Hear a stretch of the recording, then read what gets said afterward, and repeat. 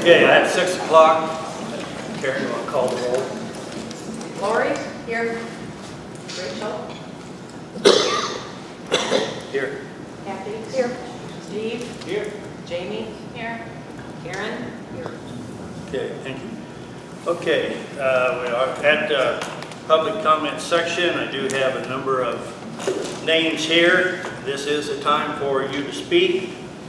We will entertain your comments. We will ask that you try to limit those to 4 minutes with a total of 20 minutes so we can move on with the meeting at hand. So first up I have Eric Hill. Thank you, sir. First question, when are you going to appoint someone for the 5-month vacancy on the board?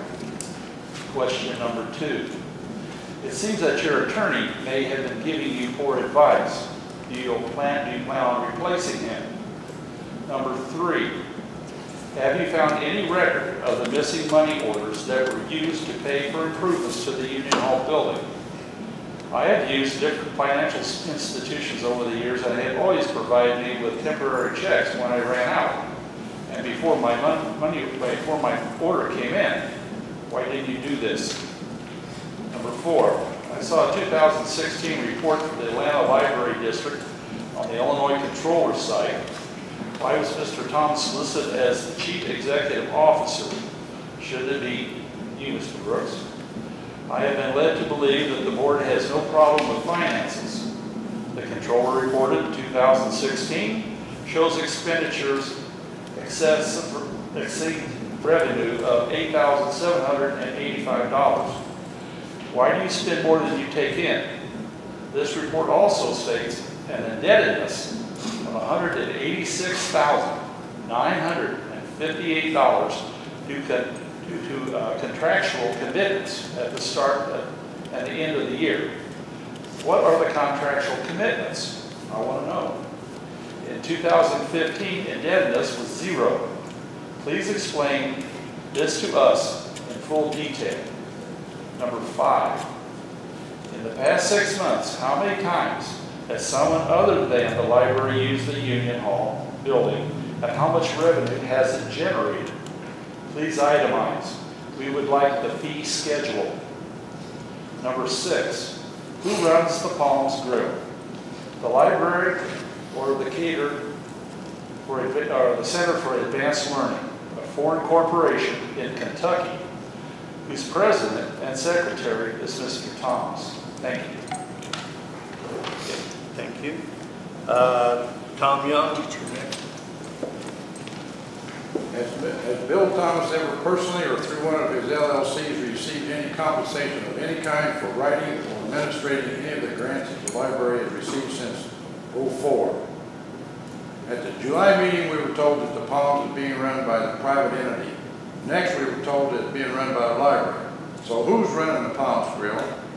And if so, if the library is running the Palms Grill, then why is the payroll reported to the IRS by the Center for Advanced Learning out of Eureka, which is another LLC belonging to Bill Thomas?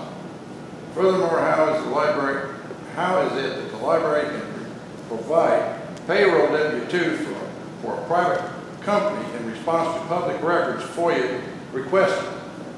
And number 3, if the library is running the Palms Grill, is it profitable as the board claims?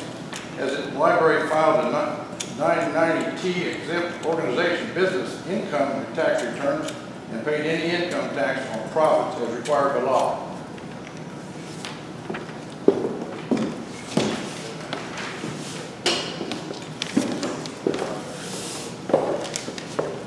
Okay, next we have John Kraft.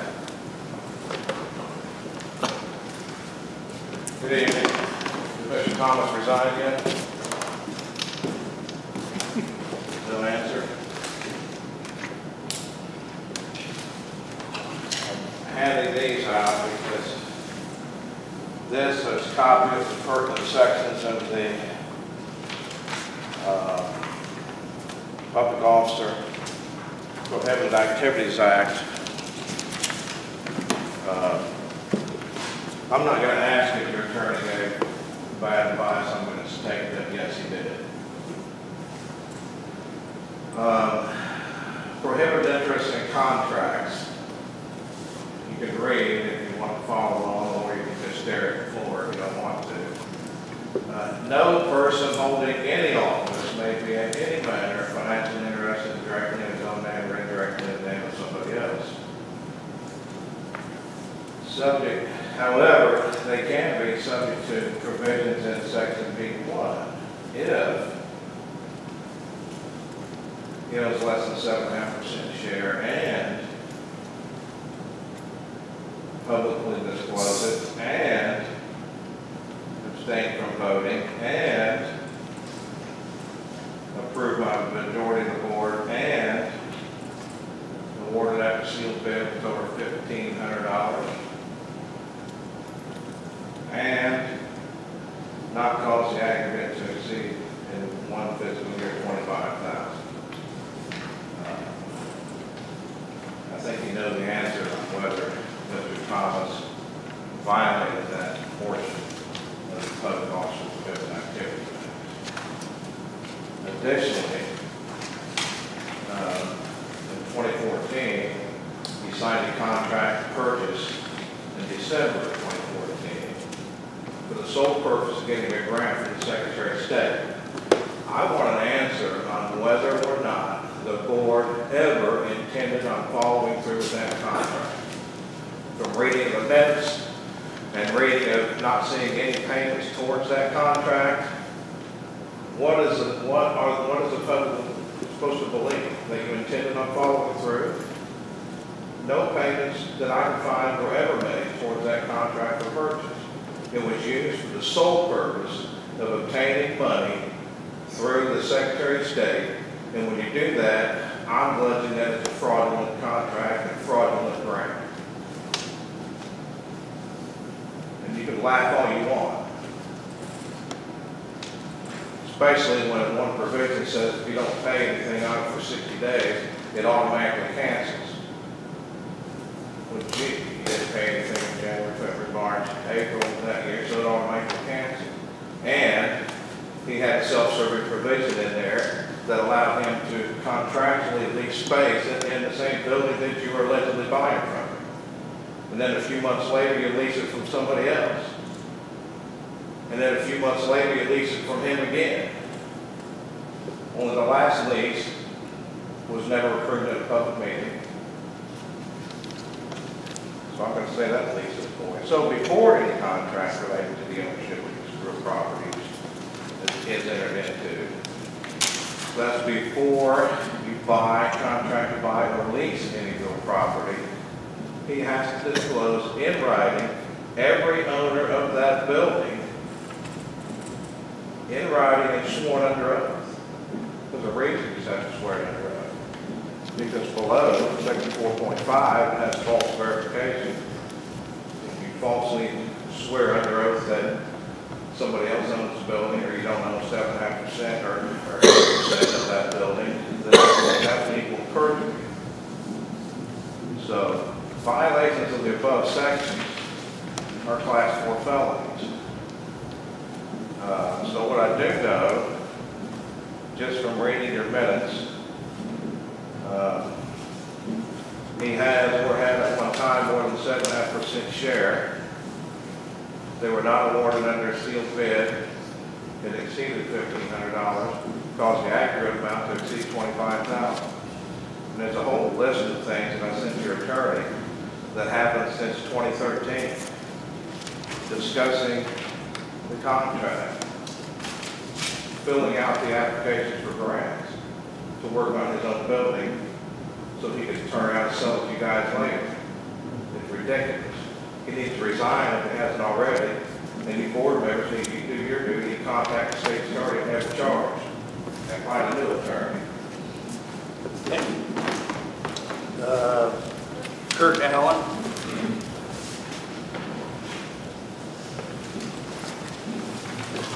Thank you, Chairman. My name is Kirk Allen. I'm co-founder of the Edgar County Watchdogs, local government accountability organization. Looking through some records, your fiscal year begins July 1st and ends July 30th.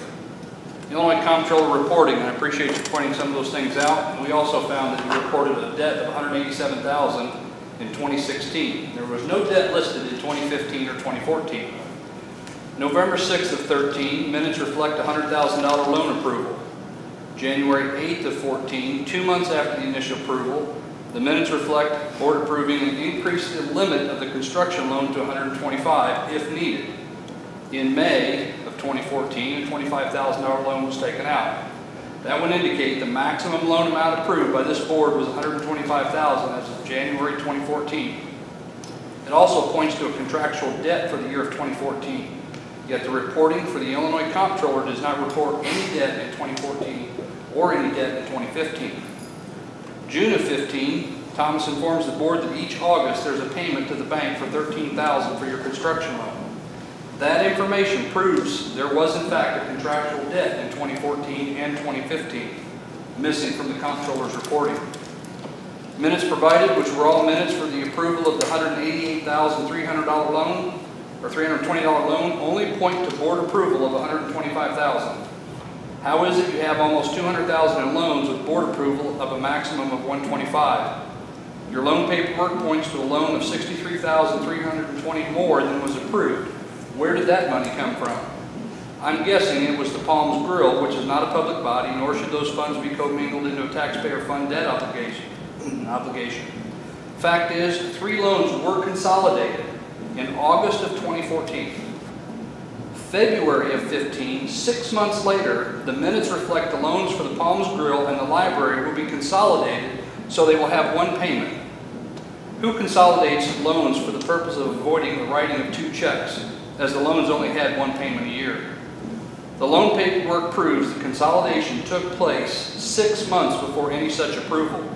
How did the bank allow the consolidation of 3 loans prior to any board approval for that action? Now the bank has serious problems. Use of this money intended for building construction, maintenance should be annotated in the financial report with the Comptroller. However, even though $125,000 loans were taken out of the building construction purposes, the reported building and maintenance figures for 3 years only totals $22,000. I suggest that you read up on the Illinois forgery law. A person commits forgery when the intent to defraud, he or she knowingly makes a false document or alters a document to make it false, and the document is apparently capable of defrauding others. Anyone that looks at that Illinois Comptroller website for your reporting can very easily identify there's false information there. Public Library Act, when it comes to building and equipment, 75 ICLS 16/40-5 under Section 2, the trustees may then determine the fund that will be available for accumulation and the amount to be raised from a bond issue, annual certification, or by a mortgage. You were never given the power of the law to take out loans. And that tells you where you can take your money out and how you can do it. And loans is not one of them. Another matter, under 75 ILCS 16/30-50, Section C, all votes on any question shall be ayes and nays and recorded by the Secretary. Your minutes don't reflect ayes and nays. Your minutes reflect a motion made, second, passed. The law says you have to record your ayes and your nays.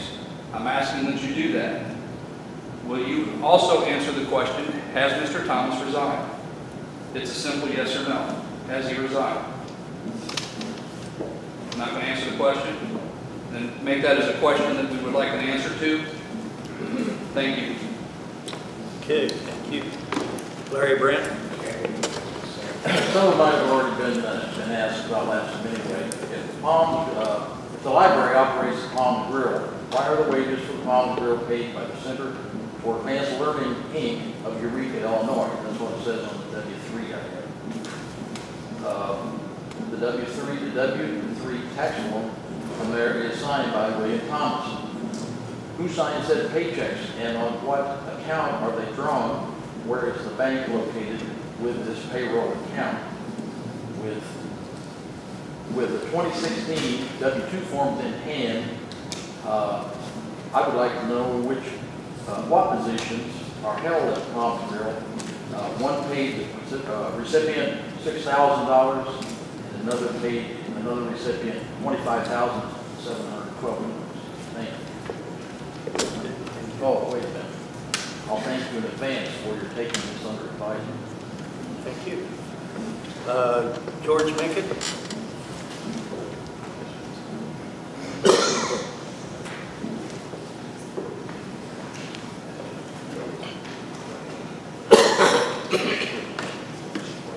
This is some of the copies of the controllers. Illinois Controller report put in by Mr. Thomas. For those of you who got pen and paper, I want you to write these numbers down. Your total expenditures, $189,854. But you're going to have to do some subtraction here. Because you're going to get to a point where you're going to figure out if there's something real wrong. Your total income, $145,199. Now, you want to know how much money this says you got left? According to this report, you got a total fund balance per year ending $22,210. Now, subtract those two numbers and see what you get. 189. Actually, I did it for you, because I didn't figure you'd have the guts to do it yourselves. $189,854 minus $145,258 is a shortage of $44,596.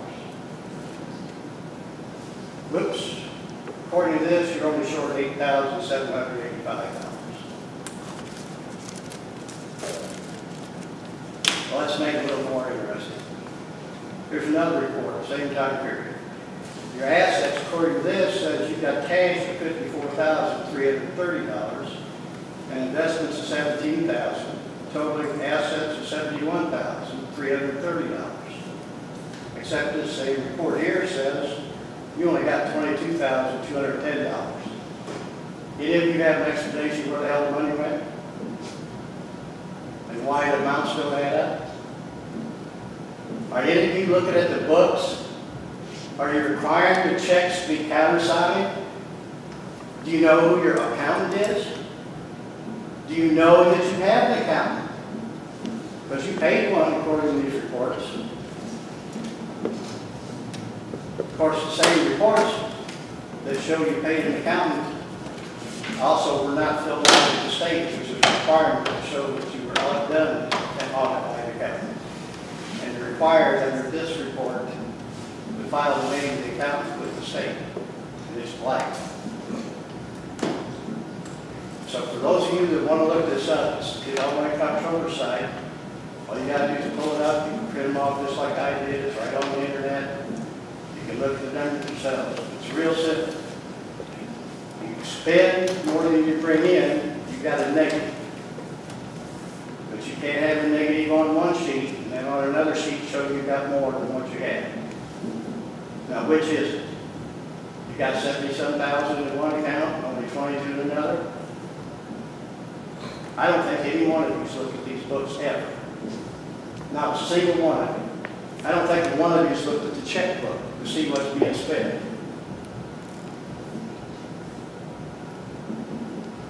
And the problem you're going to have is you're going to vote for something one of these times to spend it.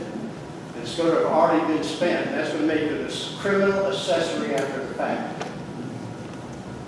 And the problem you're going to run into then is it ain't going to be a county level thing. It'll be a state or a federal level problem.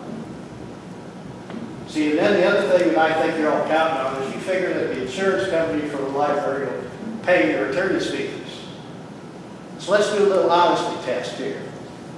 Why don't you all pull a piece of paper out, sign your names to it, saying that if you're caught with a felony or a misdemeanor, you'll pay your own accounting fees rather than the taxpayers. Let's see how honest you are.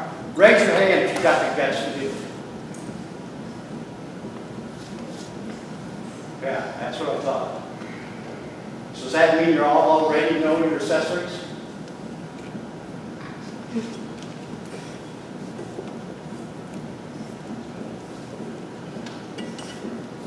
Smartest move we all could do, don't authorize another expenditure until you get an accountant in here, you get an audit done, you hire it, or you appoint a group of people out of here to appoint and find you the accountant, keep your noses out of it, keep his nose out of it, and then you look at what's going on.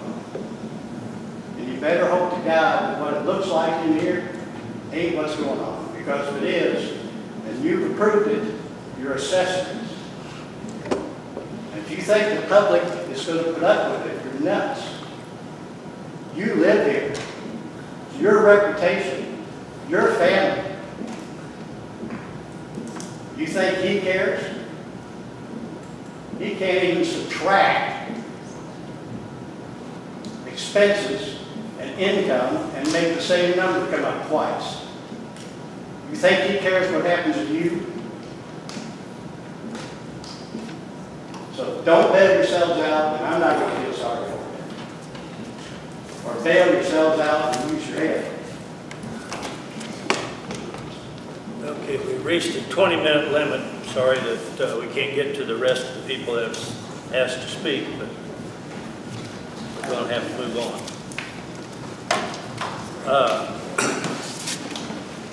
Each one of you here have a copy of the minutes from the July 13 regular meeting. We'll look at those, and if there's not any additions or corrections, I would entertain a motion. Back page, notice the spelling of Randy Horse's name. On the back page, Karen. Can you guys speak up a little bit so we can hear? Back page of the minutes, my name was misspelled. Are there any other additions or corrections?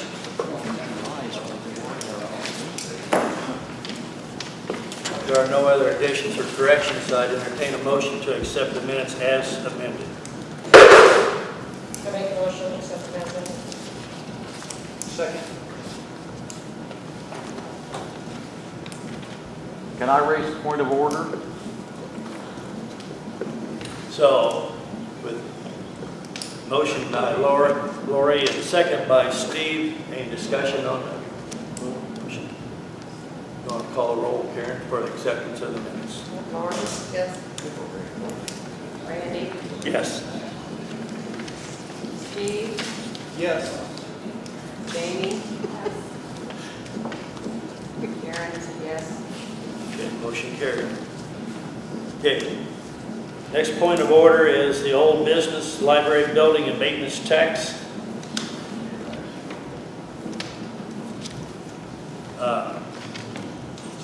Just like to point out that I want to make note that the minutes reflect that we did have a petition signed by citizens of Atlanta that was turned in to us on August 22nd at 8:55 a.m. It was given to the secretary of the board, and I'll read it for you. We, the undersigned legal voters of the Atlanta Public Library District, do hereby petition to submit to a vote of the electors of the Atlanta Public Library District the proposition as to whether the corporate authorities of the Atlanta Public Library District be authorized to levy an additional tax of 0.02% for building and maintenance purposes, as determined by resolution of July 13, 2017. Wherefore, we, the undersigned, respectfully request that the Atlanta Public Library District submit the above proposition to the legal voters of the Atlanta Public Library District at the general primary election to be held on March 20th, 2018, in the manner provided by law. Is there a motion in response to this petition? Under the provisions of the authority of the library statutes, 75 IL CF 16/35-5, section C, I move to vacate the ordinance number 17-2 to levy a building and maintenance tax of 0.02%. I second it. Okay, the motion's been made by Steve to vacate ordinance number 17-2, seconded by Lori. Is there any other discussion? Call the roll. Lori? Yes. Randy? Yes. Steve? Yes? Karen would be a yes. Okay. Next order of business is the budget and appropriation ordinance 17-3. Kathy, could you clarify that? Yeah, okay, so just to clarify, as a result of the board's vacating or setting aside the budget and maintenance ordinance 1702, the portion of the library's tax revenue that would have been allocated and restricted to cover maintenance expenses in an amount of about $8,000 will now simply be allocated to another revenue line in the budget, since the overall tax levy doesn't change. And so there's no need for a vote at the general election in March. The public hearing on the budget, ordinance 1703, will be held at 6:30 p.m. on September 14th. Okay. Okay, I just want to make clear again what Kathy just said, that none of this has ever had anything to do with a tax increase. The only way the library can increase your taxes is by submitting a petition for a referendum. You are correct. The last time we did that was in 2012. The voters of this district approved that referendum. At that time, your taxes did go up, and it was the first time the library had raised your taxes since 1969.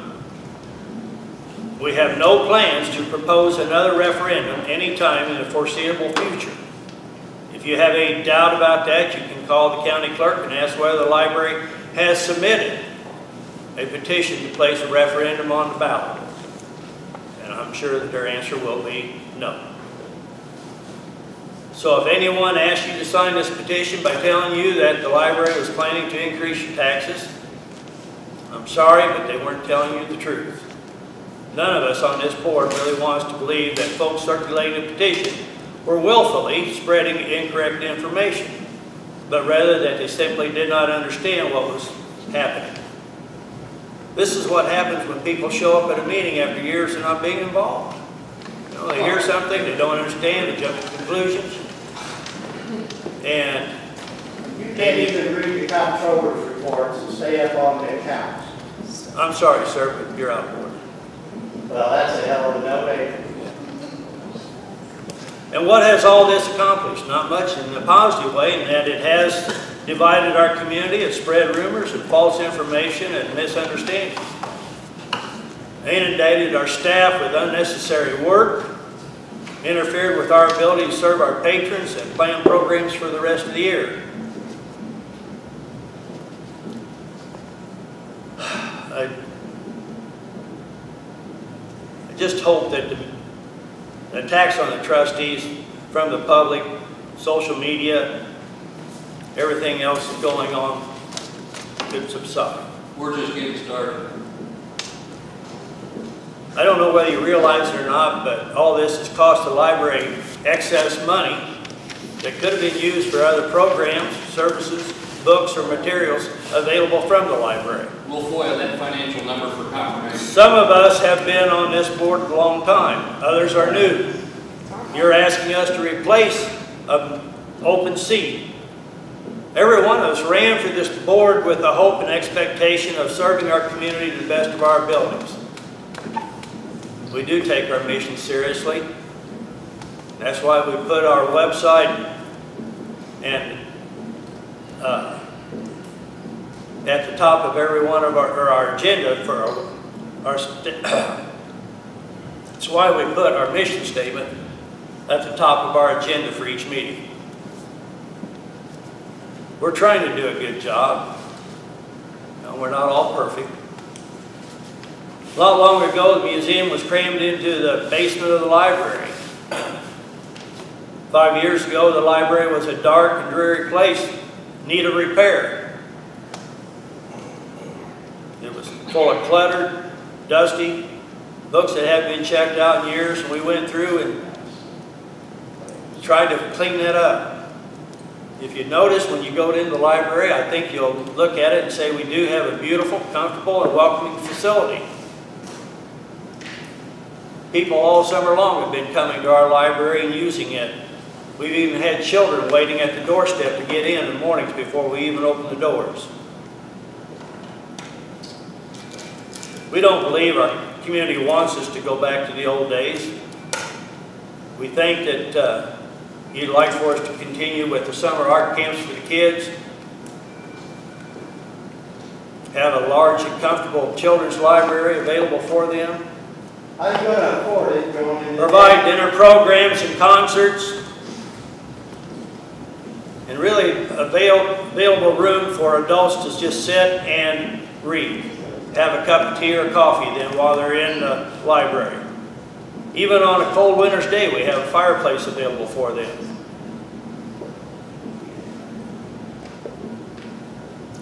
I don't think you'd want us to cut out our preschool reading program or Young Authors Partnership with Olympia South. Do away with the art classes during the summer. Senior programs that we provide. Adult story hours by the fire on Friday evenings. Or have online access to the Argus or the Atlanta yearbooks and much more that we've done over the years. Our job as trustees is to look forward, not backward, and to try to do what is right. We focus on ambition and vision. We dedicate ourselves to thinking constantly of new ways to better serve the community, all while living within our means and respecting the taxpayers who expect us to spend the money wisely. We've been able to do everything that we've set aside. We've even put some money away for a rainy day. Are we perfect once again? No. Do we make mistakes? Yeah, I'm afraid we do. We're only human. But I think we're no different than anybody else. Everything we do, we try to put the public first, just as our mission statement states. Unfortunately, this situation has frayed a lot of community relationships. If we have contributed inadvertently to the confusion, we're sincerely sorry. We'll try to do better. If anything, this experience has helped us to become more vigilant and diligent with our procedures. For that, we do thank you. That said, we would like to invite you, instead of automatically assuming the worst of us, to turn to us and ask our questions, while we're out and about the community or at the library. Or to come and be a part of our vision. Come to the meetings. Come use our spaces and our services. Participate in our programs or even volunteer. And if you want, you can run for the board. Our next election is in April of 2019. The library and museum are community assets that no small town around here can boast about. Even the visitors that come in, the tourists that come through our community, look at our library and are really astonished on how nice it is. The children and the adults who do use our spaces enjoy it. There are organizations that have provided funds to us, provide other resources, provide their input. We thank them very much for each and every bit of that. I'd like to think that every citizen of Atlanta could be proud of the library and the things that it does.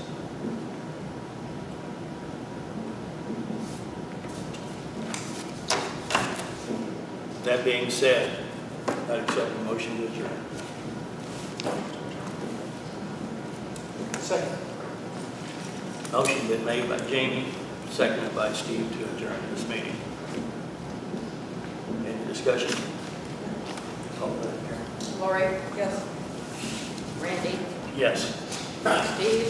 Yes. Jamie? Karen? Motion adjourned, or meeting adjourned at 6:34.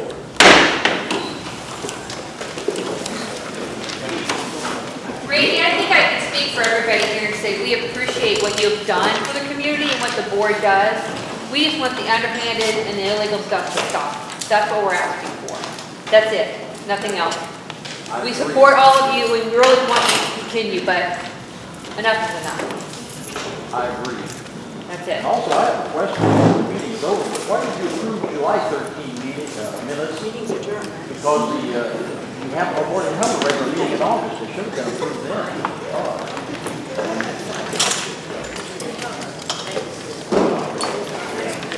So basically the dates of this